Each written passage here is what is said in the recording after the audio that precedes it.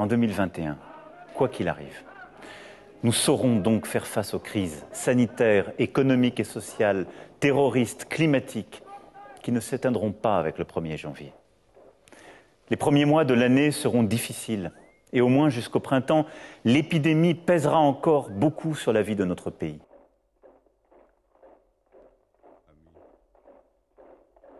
Les publics pour lesquels la mise en œuvre de la vaccination est en effet la plus délicate et la plus longue. Les résidents des EHPAD et des unités de soins de longue durée. Mais ce sont aussi les plus fragiles. Plus de 23 000 d'entre eux sont décédés depuis le début de l'épidémie, soit près d'un tiers des décès totaux, alors qu'ils ne représentent que 1% de la population française. D'ici la fin de la semaine, tous les résidents volontaires des EHPAD auront reçu leur première injection. 70% de cette population aura franchi cette première étape décisive dans quelques jours. Et elle sera totalement protégée d'ici le début du mois de mars, à l'issue des deuxièmes injections. C'est un taux d'adhésion remarquable, preuve que notre stratégie dans ces établissements était la bonne.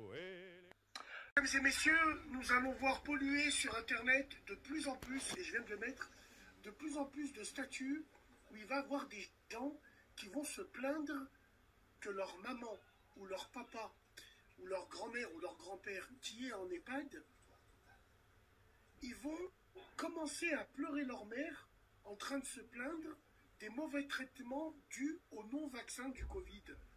Là, vous avez vu, il y en a un qui a dit « Ouais, il y a ma mère, ils l'ont suspendu de cantine, ils l'ont suspendu de ci, de ça, mais en fait, on s'en bat les couilles ta vie, vu que t'es pas un homme. À partir du moment où tu mets ta mère et ta grand-mère dans une maison de retraite, c'est que t'es pas un homme. C'est qu'il y a un truc qui va pas. Pourquoi est-ce que tu viens te plaindre? Oui, il y a un truc qui va pas. Pour mettre ta mère, ta grand-mère, les anciens de ta famille dans une maison de retraite, c'est qu'il y a un vrai problème. Alors évidemment, la Vox Populi, ouais, mais tu connais pas l'histoire des familles, ouais, tu connais pas, par Allah le Tout-Puissant, je le jure devant Dieu. Même si ma belle-mère, elle prépare des soupes dans un chaudron en jetant des grenouilles, je la prends quand même. Tout est une question, j'ai pas envie de dire d'éducation, parce qu'on n'a pas été éduqué pareil. On peut être bien éduqué, mais pas avoir les mêmes valeurs et les mêmes principes. Le roi Hassan II, Rayahmou, grand homme, il disait que sa société, elle disparaîtra le jour où il y aura des maisons de retraite. Chez lui, au bled.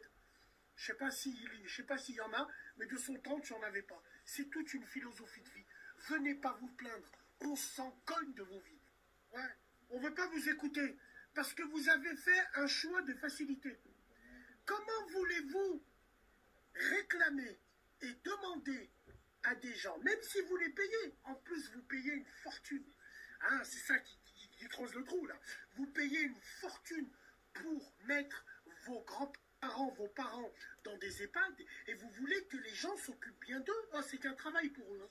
Ils viennent, ils pointent, hein, ils s'en battent les couilles, hein. À part 1 sur 1000, et encore je suis large, 1 sur 1000 qui travaille avec des convictions, qui vient avec le cœur. Le reste, ils sont tous là pour les fiches de paye. Donc, venez pas demander des traitements dignes d'un traitement familial quand la propre famille, elle s'en bat les couilles.